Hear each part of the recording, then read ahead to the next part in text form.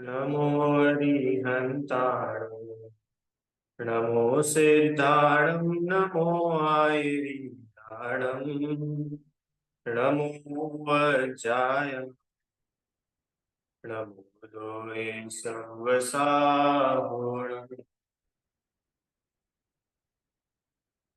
तीन भुवन में ईतराग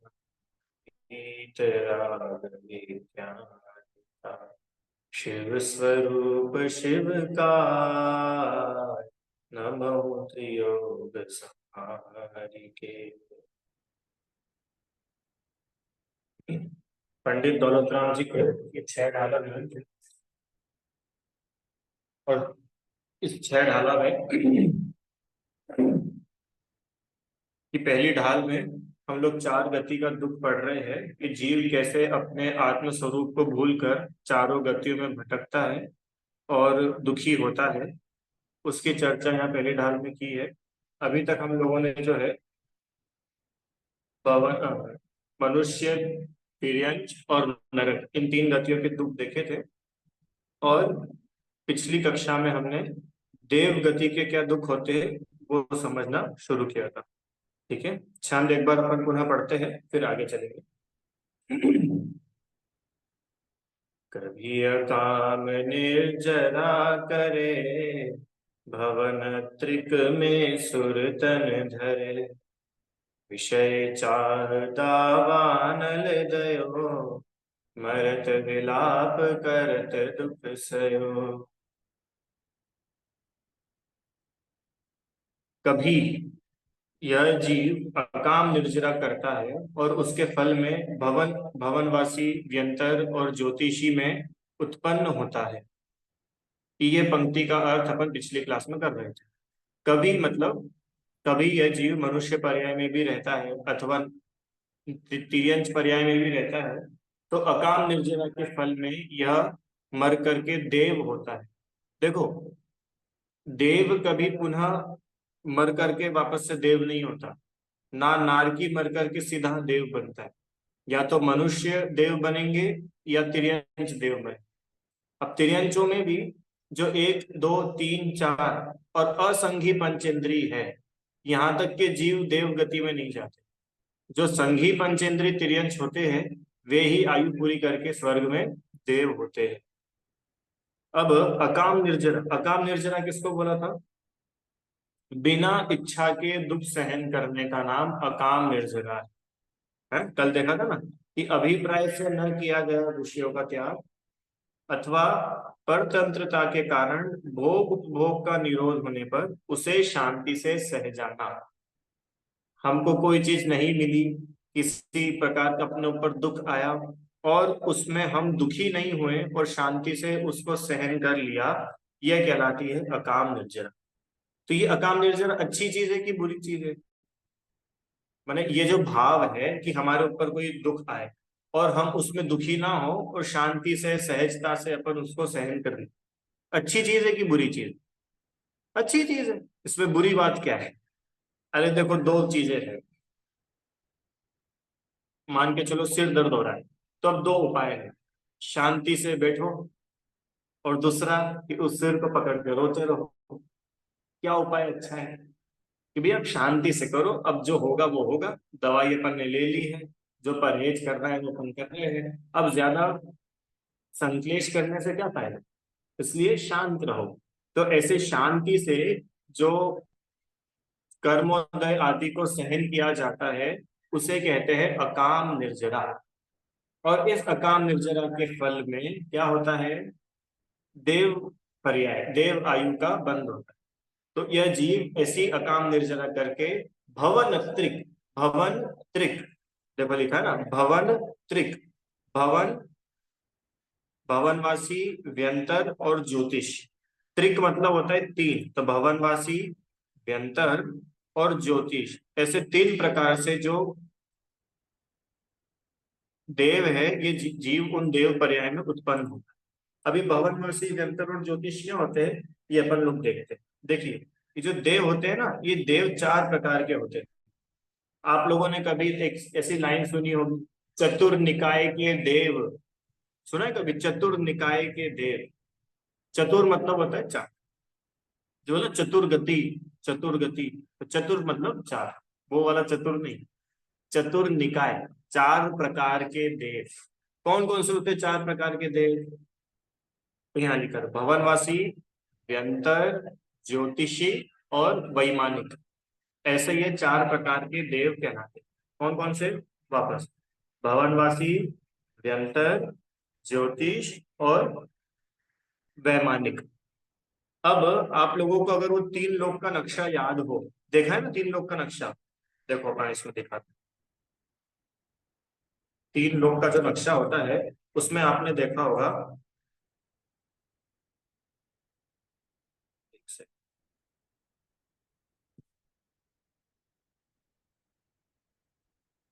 हाँ ये देखो, स्क्रीन शेयर करता हूँ।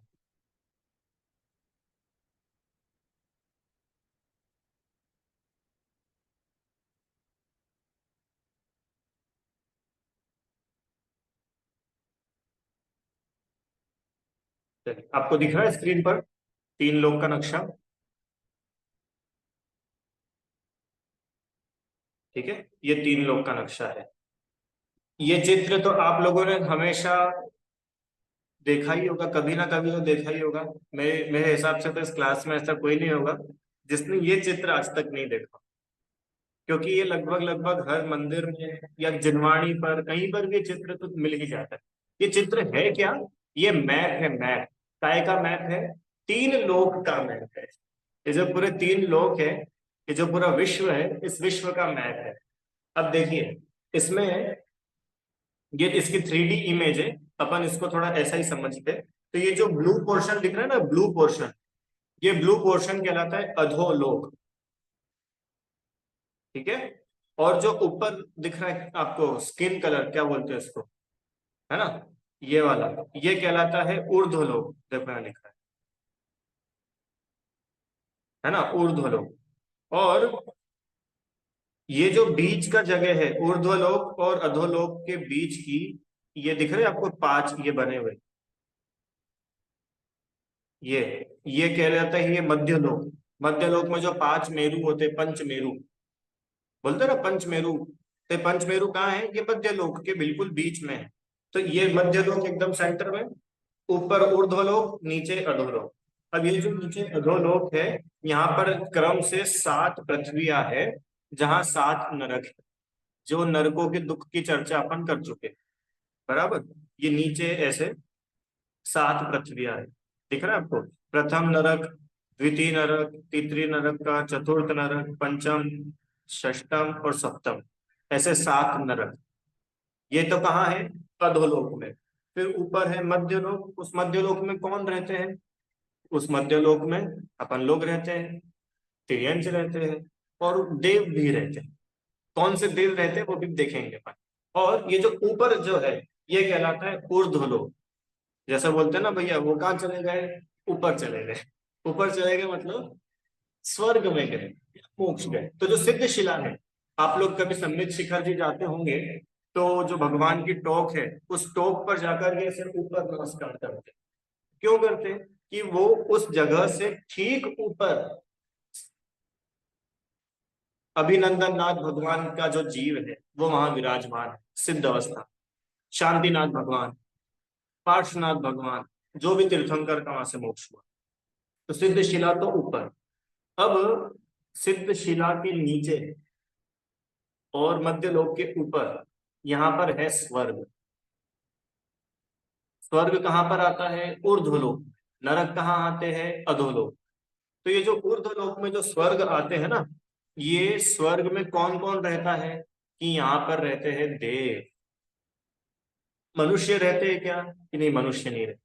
नारकी रह सकते हैं क्या? नारकी भी। तो तिर्यंच रह सकते हैं क्या? तिर्यंच, हाँ कि ना? हाँ, निगोदिया जीव।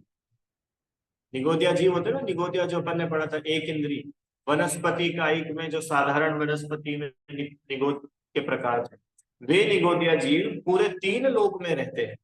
इस लोक का एक ऐसा हिस्सा नहीं है जहां नहीं रहते। वो लोग तो वहां भी रहते हैं। अब ये जो अपन स्वर्गों की बात कर रहे हैं, ये चित्र मैंने आपको क्यों बताया, कि हमको थोड़ा सा इमेजिनेशन हो कि ऊर्ध्वलोक देव गति की बात चल रही है। तो ये जो देव होते हैं, ये देव चार प्रकार के होते हैं। कौन कौन से? भवनवासी, व्यंतर, ज्योतिषी और वैमानिक। अब इनमें से जो भवनवासी, व्यंतर और ज्योतिषी देव है, कौन कौन से? भवनवासी, व्यंतर और ज्योतिषी देव, ये तीन प्रकार के जो देव है, ये ऊर्ध्वलोक में नहीं रहते हैं, ये मध्य लोक और अधोलोक में रहते हैं। क्या बोला? कि जो भवनवासी, व्यंतर और ज्योतिषी देव है, ये कहाँ पे रहते हैं? ऊर्ध्वलोक में नहीं रहते हैं, ये रहते हैं मध्यलोक में और अधोलोक में। है तो देव, पर रहते कहाँ है? मध्यलोक और अधोलोक। ठीक है। और जो वैमानिक देव है, चौथा प्रकार, ये वैमानिक देव रहते हैं ऊपर ऊर्ध्वलोक में। जो अभी ऊपर आपको रचना दिख रही है ना, 16 स्वर्ग, आप लोगों ने पंच कल्याणक में देखा होगा, 16 स्वर्ग होते हैं। फिर सौधर्म में इंद्र, और सानत कुमार, महेंद्र, और कौन कौन होते हैं? कुबेर।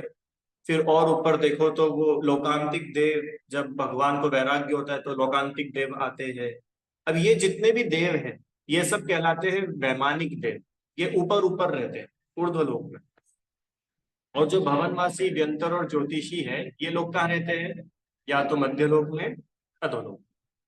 ठीक है, इतना समझ में आया। अब भवनत्रिक, ये भवनवासी, व्यंतर और ज्योतिष, इन तीनों का ग्रुप बनाया। क्यों? क्योंकि ये तीनों ऊपर नहीं रहते, ये नीचे रहते, तो इसलिए यहाँ पर इनका ग्रुप क्यों बनाया। छंद याद है आपको? क्या था छंद? कभी अकाम निर्जरा करे, भवन त्रिक में सुरतन धरे। तो भवनवासी, व्यंतर और ज्योतिष, इन देवों की पर्याय में यह जीव अकाम निर्जरा के फल में जाता है। तो ठीक है, चला तो गया। तो अब आगे क्या? कि दुखी रहता है। अभी अब यहाँ सिद्ध क्या करना है? कि चार गति में जीव दुखी रहता है। तो भवनवासी, व्यंतर और जो ज्योतिषी देव है, इनमें ये जीव भी जाता है, कदाचित देव पर्याय भी धारण करता है, तो वहां भी दुखी ही रहता है। अब बहुत शॉर्ट में, बिल्कुल लॉन्ग नहीं करेंगे, बहुत शॉर्ट में मैं आपको भवनवासी, व्यंतर और ज्योतिष क्या होते हैं ये एक बार बता देता हूँ। भवनवासी देव मतलब जिन देवों का भवनों में रहने का स्वभाव है। कहाँ रहते हैं वे लोग? जो भवन में रहते हैं, भवनों में निवास करते हैं, ऐसे भवनवासी देव कहते हैं। इनके भवन होते हैं अलग अलग। तो ये कहाँ होते हैं इनके भवन? इनके भवन होते हैं अधोलोक, मध्यलोक के नीचे के हिस्से में। वो वहां पर पता है चैत्यालय है, अकृत्रिम चैत्यालय है, वहां पर भी इनके भवनों में चैत्यालय होते हैं, अकृत्रिम जिन चैत्यालय। तो ये असुर कुमार, नाग कुमार, ये जो 10 लिखा है ना, 10, ऐसे 10 टाइप्स के भवनवासी देव होते हैं। असुर कुमार, नाग कुमार, विद्युत कुमार, उदधि कुमार, द्वीप कुमार, दिक कुमार, सुपर्ण कुमार, अग्नि कुमार, वात कुमार, और क्या, स्तनित कुमार। ऐसे 10 प्रकार के ये देव होते हैं। अभी अपन ने पढ़ा था जब नरकों में, असुर भिड़ावे दुष्ट प्रचंड, तो वो असुर कुमार देव होते। तो वो असुर कुमार देव कौन होते? भवनवासी देव। ऐसे ही जब आप, एक चीज और होती है, जब भगवान का मोक्ष हो जाता है, तो उनके शरीर के बाल और नाखून रह जाते हैं, और बाकी पूरा शरीर तो उड़ जाता है। तो वो बाल और नाखून को अग्नि कुमार जाति के जो देव होते हैं वो उसको भस्म कर देते। तो ये अग्नि कुमार देव कौन होते? भवनवासी देव। ठीक है, चलो आगे। व्यंतर। अब व्यंतर नाम से तो आप सब लोग परिचित हो ही सही। हाँ, आप में से किसी को व्यंतर लगा है क्या किसी के पीछे? नहीं लगा? कितने लोग बोलते ना इनके पीछे व्यंतर लग गया, भूत लग गया, कोई दूसरी आत्मा आ गई। दूसरी आत्मा कुछ नहीं आती है। बिना शरीर के आत्मा सिर्फ एक ही अवस्था में होती है, उसका नाम है सिद्ध अवस्था। नहीं तो अगर कोई जीव एक गति से दूसरी गति में भी जा रहा है ना, तो भी उसके साथ में तेजस शरीर, कार्मांड शरीर, ये तो रहता ही रहता है। तो बिना शरीर की कोई आत्माएं भटकती रहती है, ऐसा नहीं है। हाँ, फिर कुछ लोग बोलते हैं कि वो व्यंतर होते हैं, ये व्यंतर लोग होते हैं, ये व्यंतर परेशान करते हैं कि हाँ, कुछ देव ऐसे होते हैं जिन देवों का नेचर ही ऐसा होता है। क्या नेचर होता है? कुतूहल करने का, परेशान करने का, या बिल्कुल ऐसी भाषा में बोले तो लोगों के मजे लेने का। उनका नेचर ही ऐसा होता है। वो एंजॉयमेंट के लिए करते हैं, कदाचित जिन धर्म की प्रभावना के लिए करते हैं। कई बार आप लोग सुनते होंगे ना कि ये मंदिर में अतिशय हुआ। क्या अतिशय हुआ साहब? अचानक घंटा बजने लग गया। सौरभ भैया, तब ये क्या है? ये व्यंतर जाति के देव होते हैं और वो ऐसा कुतूहल करते हैं। क्यों करते हैं? कि जिससे जिन धर्म की प्रभावना हो। ठीक है, तो ये 8 प्रकार के व्यंतर देव होते हैं। ये लोग कहाँ रहते हैं? कि इनके रहने का कोई स्थान निश्चित नहीं होता। ये किसी पीपल के पेड़ पे भी रह सकते हैं, ये किसी बरगद के पेड़ पे भी रह सकते हैं, ये आम के पेड़ पे भी रह सकते हैं, ये आपके घर में भी रह सकते हैं। अब आप बोलोगे भैया आज तो हमको रात में नींद नहीं आने वाली है। क्यों? पर इतना जरूर है, सुनो सुनो, ये जो देव है ना, ये देव जब तक आपके पाप का उदय नहीं है, आपको आपका बाल बांका नहीं कर सकते। तो इन देवों से घबराने की बिल्कुल भी जरूरत नहीं है। अरे अपन अंदर से मजबूत रहो ना। हम ऐसे काम ही नहीं करेंगे कि ये अपने को परेशान करे। अपने पाप के उदय के बिना कोई अपने को कुछ नहीं कर सकता। और अपना पुण्य का उदय हो तो 3 लोग अपने को परेशान करने की कोशिश करे तो अपन को परेशान नहीं कर सकते। तो ये व्यंतर देव कहाँ रहते हैं? कि इनके रहने का कोई फिक्स स्थान नहीं है। ये किसी खंडहर में भी रह सकते हैं, किसी मंदिर में रह सकते हैं, किसी के घर में रह सकते हैं, कोई खाली कमरे में रह सकते हैं, पेड़ों पर रह सकते हैं। ऐसे इनके अलग अलग अलग अलग स्थान हैं। ये 8 प्रकार के व्यंतर देव होते हैं। इनके भी नाम बताऊं? कुछ कुछ नाम तो आप लोगों ने सुने हुए हैं। देखो सुनना इनके। अरे एक मिनट। हाँ, इन 8 प्रकार के देवों के नाम है: किन्नर, किम पुरुष, महोरग, गंधर्व, यक्ष, राक्षस, भूत, पिशाच। ये भूत और पिशाच ये देवों का टाइप है। व्यंतर जाति के जो देव है उनमें से एक प्रकार के देव होते हैं भूत। तो बोलते ना इसके पीछे भूत लग गया। तो भूत लग गया मतलब भूत क्या होता है? भूत मतलब वो देव। हाँ, अब ऐसा जरूर हो सकता है कि कोई जीव का किसी के साथ पूर्व जन्म का संबंध हो तो वो आकर के उसको परेशान करे, उसको हेल्प भी कर सकता है। ऐसा पॉसिबल है। ठीक है, ये होते हैं व्यंतर देव। आगे चलो। ज्योतिषी। यदि ज्योतिषी देव कौन होते हैं? कि वे देव जो बहुत ज्योतिर्मान होते हैं, जो बहुत जिनमें बहुत प्रकाश तेज होता है, ज्योति होती है। ऐसे जो ज्योतिर्मान विमानों में जो देव रहते हैं वे ज्योतिषी देव कहलाते हैं। ये 5 प्रकार के होते हैं। कौन कौन से? सूर्य, चंद्र, ग्रह, नक्षत्र और तारे। ठीक है, अपने को जो ऊपर दिखते हैं ना स्टार्स, ये क्या है? ये देवों के विमान, इसमें देव रहते हैं। कौन से देव? ज्योतिषी देव। ग्रह होते हैं, ग्रह। आप लोगों ने ग्रहों के नाम सुने ना? कौन से ग्रह? मंगल, बुध, शनि। किसी किसी को तो शनि ग्रह बड़ा हैरान करता है, तो वो मुनि सूरतनाथ भगवान के पास पहुंच जाते हैं। हाँ, पर मुनि सूरतनाथ भगवान का और शनि ग्रह का कोई संबंध है ही नहीं। अरे ये जो शनि ग्रह है ये तो देव गति का जो ज्योतिषी देव है उसका विमान है। उस विमान में वो देव रहता है। और मुनि सूरतनाथ भगवान कहाँ रहते हैं? कि वो तो उनका तो मोक्ष हो गया। तो किसी एक स्पेसिफिक ग्रह से किसी एक तीर्थंकर का रिलेशन हो ऐसा मानना, अथवा उस ग्रह संबंधी दोष, उस ग्रह संबंधी प्रॉब्लम्स कोई एक तीर्थंकर है वो सॉल्व कर देते होंगे, ऐसा नहीं है। ऐसा मानना ये मिथ्या है। सौरभ भैया, अकेले मुनि सूरतनाथ भगवान की पूजा भक्ति से शनि ग्रह दूर हो जाएगा? ऐसा नहीं है। आप कोई भी तीर्थंकर की पूजा करो, आप पुण्य बांधोगे तो ऑटोमेटिक आपके पाप की निर्जरा हो जाएगी, आपका पाप चला जाएगा। ठीक है, तो ऐसे 5 प्रकार के ज्योतिषी देव। अब आगे अपन और वैमानिक भी समझ लो चलो। और वैमानिक वैमानिक देव कौन होते हैं? जो ऊर्ध्व लोक में रहते हैं, जो विमानों में निवास, बड़े बड़े इनके सुंदर विमान होते हैं, इनके बड़े सुंदर सुंदर महल होते हैं। हाँ, खूब इनका वैभव होता है, इस प्रकार के वैमानिक देव होते हैं। और ये कहाँ रहते हैं? ये ऊर्ध्व लोक में, पहले स्वर्ग से लेकर सर्वार्थ सिद्धि तक, ऊपर तक ये सारे वैमानिक देव होते हैं। हम्म। हम इंद्र भी उसमें आते हैं। उनके अलावा भी बहुत सारे सौधर्म, ये 16 स्वर्ग पड़े ना, सौधर्म, इंद्र, सनत कुमार, महेंद्र, और क्या नाम है इनके? ब्रह्म, ब्रह्मोत्तर, लांतव, कापिष्ट, ऐसे 16 प्रकार के स्वर्ग हैं, उनमें देव निवास करते हैं। और आप तो बता रहे हो भैया यहाँ तो 2 ही प्रकार के हैं। कि हाँ, 2 प्रकार के वैमानिक देव होते हैं, कल्पोत्पन्न और कल्पातीत। कल्पोत्पन्न और कल्पातीत। देखो भाई, जिसको समझ में नहीं आ रहा हो ना, बिल्कुल भी टेंशन मत लेना, ये एक जनरल नॉलेज मैं आपको बता रहा हूँ कि ऐसे ऐसे स्वर्गों में देव होते इतने टाइप्स के। अभी उनके दुख पड़ेंगे अपन, अभी सिर्फ देवों के बारे में एक जनरल बात चल रही है। जैसे तिर्यंचों में देखा था ना अपन ने, 5 टाइप्स के तिर्यंच, 1 इंद्री, 2 इंद्री, 3 इंद्री, ऐसा। तो जो कल्पोत्पन्न देव होते हैं, ये पहले से 16वें स्वर्ग तक के जितने देव होते हैं वो कहलाते हैं कल्पोत्पन्न देव। और जो 16वें स्वर्ग के ऊपर, 16 स्वर्ग के ऊपर क्या क्या आता है?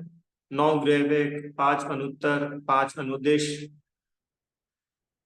हाँ, ये सब क्या है? ये सब कहलाते हैं कल्पातीत देव, ये वैमानिक देव। हाँ, अब इतना जरूर है कि जितने ऊपर ऊपर के स्वर्गों के देव होते हैं, वो उतने अधिक अधिक पुण्यशाली होते हैं, वो उतने अधिक अधिक पवित्र जीव होते हैं। आप लोगों ने, अब कभी नोटिस करना, आप कभी अगर किसी तीर्थंकर भगवान की पूजन करो, तो जब उनका आप गर्भ कल्याण का अर्घ चढ़ाओ, तो कई बार आता है कि भगवान वहां से उस विमान से चय करके यहाँ पर आए, सर्वार्थ सिद्धि से प्रभु पधारे। तो ये क्या है कि पूर्व भाव में वे सर्वार्थ सिद्धि में देव थे, और वहां से सर्वार्थ सिद्धि मतलब वैमानिक का ही एक टाइप, और वहां से अपनी आयु पूरी करके वो अभी यहाँ पे आए। ठीक है, आगे चले।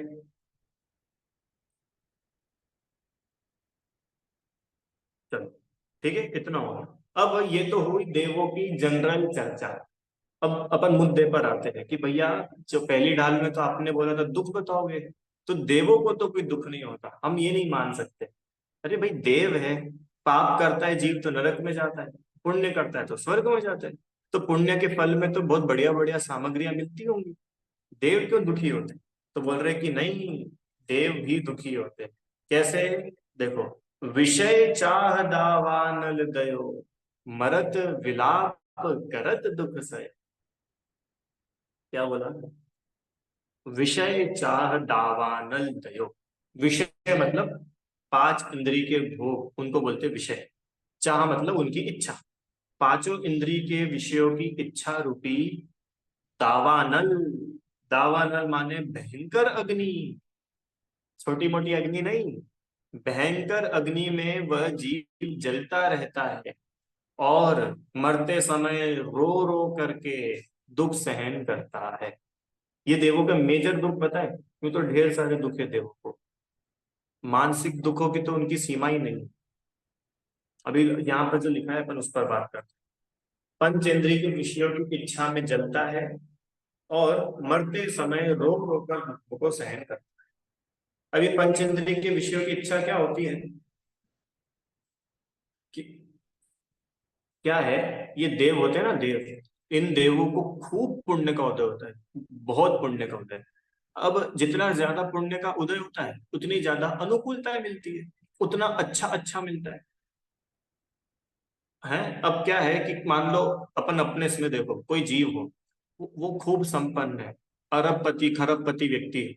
अब वो व्यक्ति शांत नहीं है, वो इतना बेचैन है। क्यों? कि अब अपने पास में क्या है, लाख रुपए है।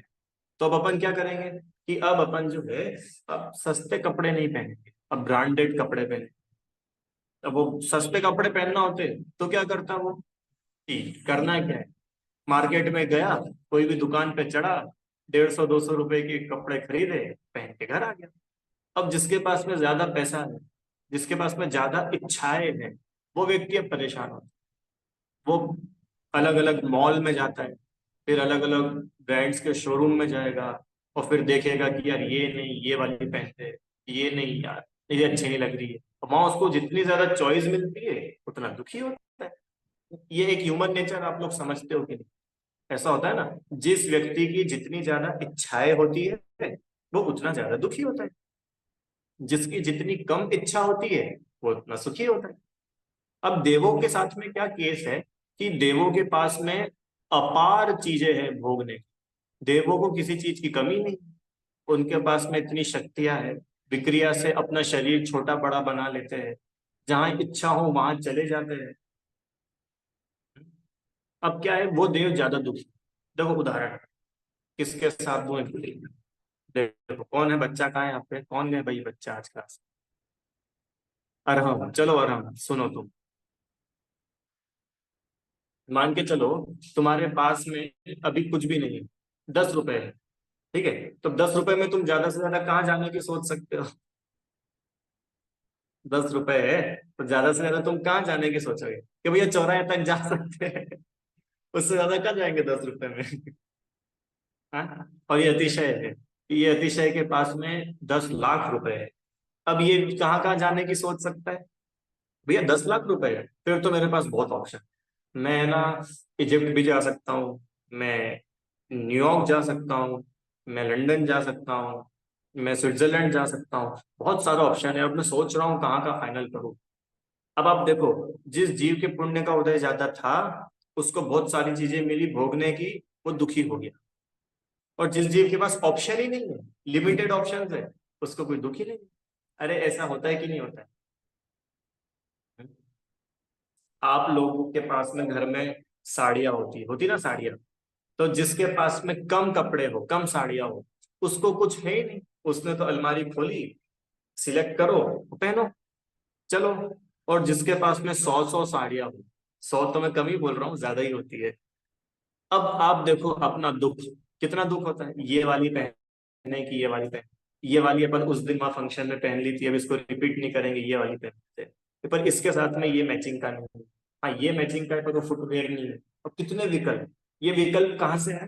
क्यों? आपके पास में सामग्री ज्यादा थी, तो आपको इतने सारे विकल्प है। अरे आपको समझ आ गई थी। और जिसके पास में इतनी सामग्रियां ही नहीं होंगी, सौरभ भैया, उसको ये सब विकल्प आएंगे क्या? जो गरीब व्यक्ति है, फुटपाथ पे जो सोता है, वो इस चीज के लिए दुखी हो सकता है क्या कभी, कि आज डोसा बनाऊं कि बादाम का हलवा बनाऊं? नहीं, क्योंकि उसके पास चॉइस ही नहीं है। पर जो संपन्न व्यक्ति है, वो जरूर इन इच्छाओं की वजह से दुखी रह सकता है, कि यार ये बनाए कि ये बनाए, ये खाए कि यहाँ घूमने जाए कि। अब अपने पास तो लिमिटेड है, देवों के पास तो अनलिमिटेड है। देखो क्या है, एक तो देवों की आयु बहुत बड़ी बड़ी होती है। कम से कम 10,000 वर्ष की आयु होती है एक देव की। कितनी? कम से कम 10,000। अब वो जिस दिन उसका जन्म होता है ना, उस दिन से लेकर के उसको ये सारी चीजें मिलती है। खूब अच्छे अच्छे गहने मिलते हैं, महल मिलते हैं, घूमने फिरने को मिलता है, और वनों में जाता है, तालाबों में जाता है, सुगंधित पानी में खेलता है, न जाने क्या क्या। अब वो बचपन से वो सारी 5 इंद्रिय की विषय भोगता है। अब एक चीज भोगता है, फिर लगता है और नया, और नया, और नया, ये भी मिल जाए तो अच्छा, वो भी मिल जाए तो अच्छा। इतना ज्यादा वो जीव इनमें उलझा रहता है, इनमें उलझा रहता है, कि मानो जो महाभयानक आग में कोई जीव जल जाए, ऐसे ही देव 5 इंद्रियों की इच्छाओं की आग में जलता है। ये भी भोग लूं, ये भी भोग लूं, यहाँ भी चला जाऊं, वहां भी चला जाऊं, उस वाली देवी के पास भी, इस देवी के पास भी, वहां भी, न जाने क्या क्या देता है।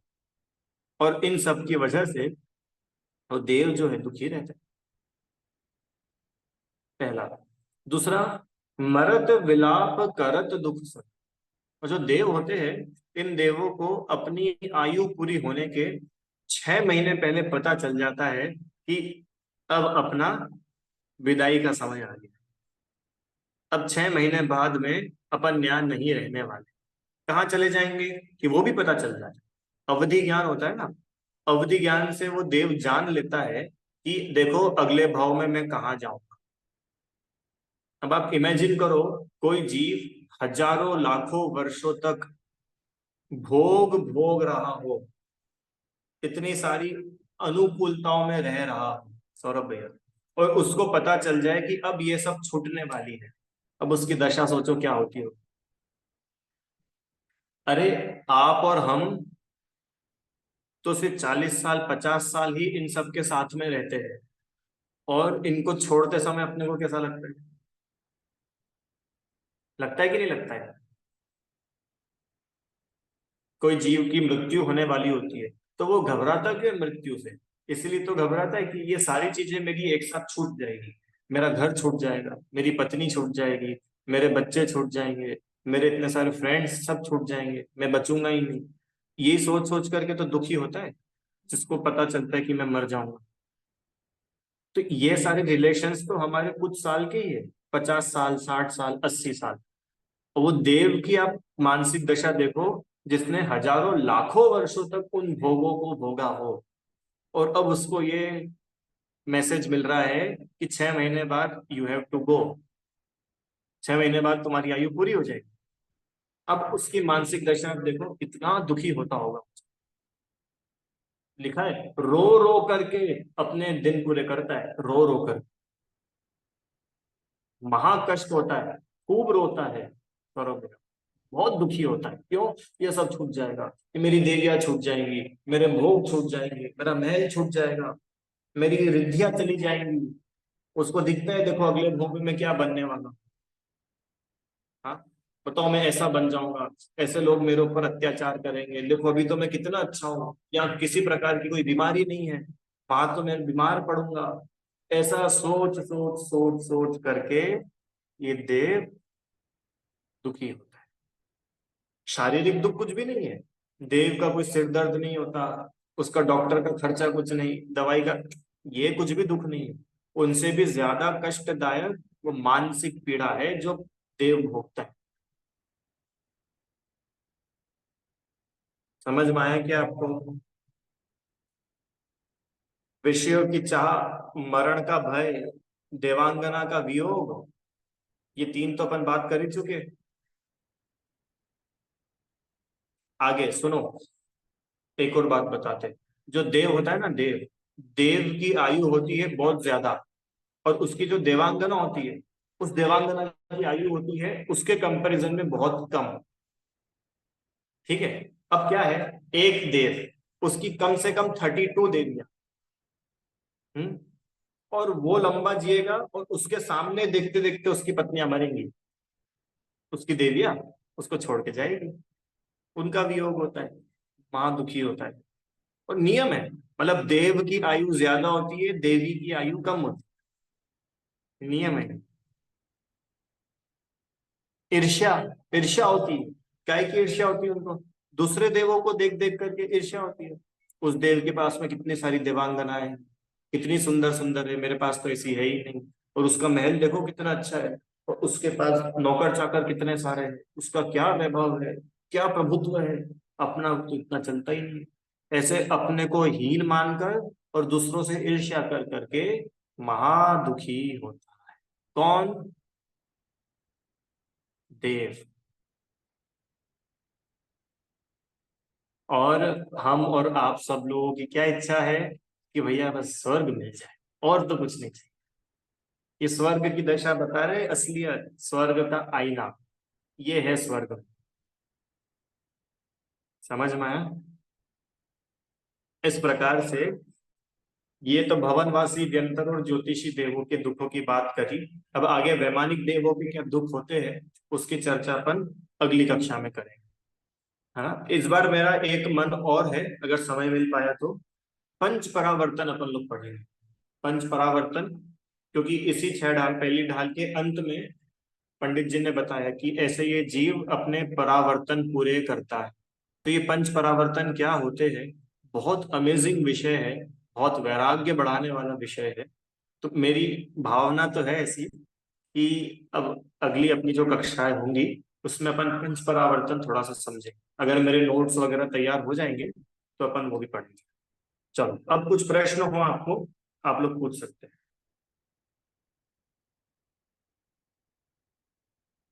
दावानल मतलब होता है जंगल में लगने वाली भयंकर आग।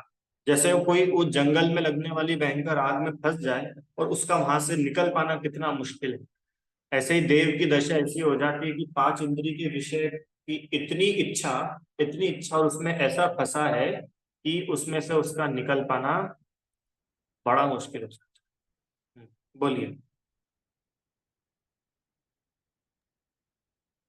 भैया। अ, हेलो।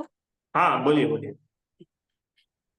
भैया जी, आज मैंने एक क्वेश्चन आया कि जल अजीब होता है। जल जल जो अपने को बोले दिखता जल। है, जो अपने को पानी दिखता है ना, हाँ। वो तो जल का एक जीव की हाँ। बॉडी, वो तो अजीब ही है। उसके अंदर जल का एक जीव रहते हैं। तो ऐसे फिर पृथ्वी भी अजीब ही होगी भैया। हाँ, पृथ्वी अजीब है, और पृथ्वी में जो जीव रहता है, मतलब वो पृथ्वी ही जिस जीव का शरीर है, वो पृथ्वी का एक जीव, जैसे ही अपने ये दिख रहा है, तो ये तो अजीब ही है ना। ये जो बॉडी दिख रही है, पर ये बॉडी में जो आत्मा है वो जीव है। ठीक है। ठीक। बोलिए अतिशय। भैया जी, आपने जो बताया कि तीन प्रकार के देव होते हैं, वो भवनवासी, वैमानिक और ज्योतिषी, तो उनका ऐसा फिक्स है कि वो मध्यलोक और अधोलोक में रह सकते, वो कभी और उधर जा ही नहीं सकते? हाँ, जो भवनवासी, व्यंतर और ज्योतिषी होते हैं, ये देव मध्यलोक और अधोलोक में ही रहते हैं। बाकी ऊपर सुमेरु पर्वत के ऊपर से जो है ऊर्ध्वलोक शुरू हो जाता है। जो सुमेरु पर्वत का सबसे टॉप होता है ना, टॉप, वहां से ऊर्ध्वलोक शुरू हो जाता है उसके ऊपर से। फिर वहां से वैमानिक देव शुरू होते हैं। बाकी सुमेरु पर्वत के नीचे नीचे पूरा मध्यलोक, और नीचे का अधोलोक, उसमें बाकी भवन अतिरिक्त भवनवासी, व्यंतर और ज्योतिष। ठीक है, और कुछ पूछना है आपको? ठीक है, चलिए सिलवाड़ी स्तुति करते हैं। देखो, विषय तो क्या बड़ा, आप लोग को लग रहा होगा कि भैया ठीक है देव गति है, पर ये देवों की वास्तविकता बताई है। महादुखी होते हैं देव।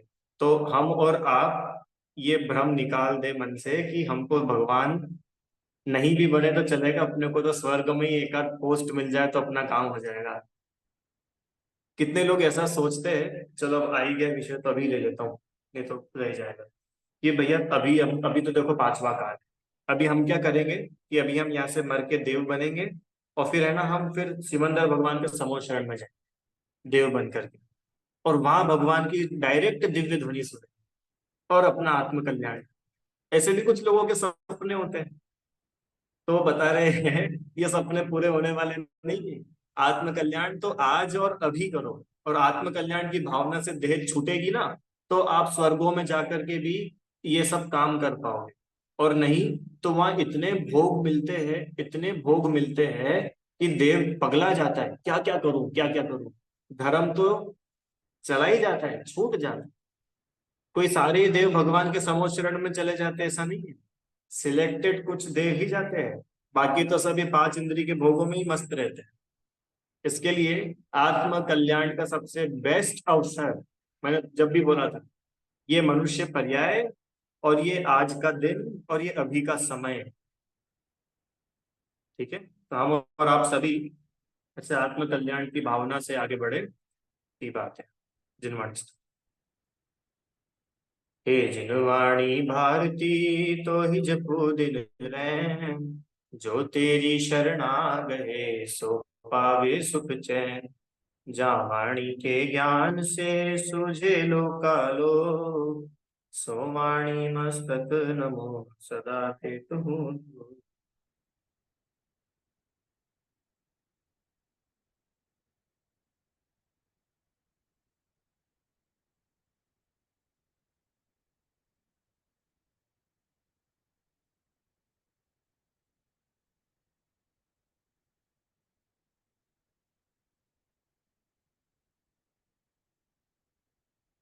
जय बोलिए द्वादशांगमयी जनवाणी माता की जय हो। महान जैन धर्म की जय। जय जय।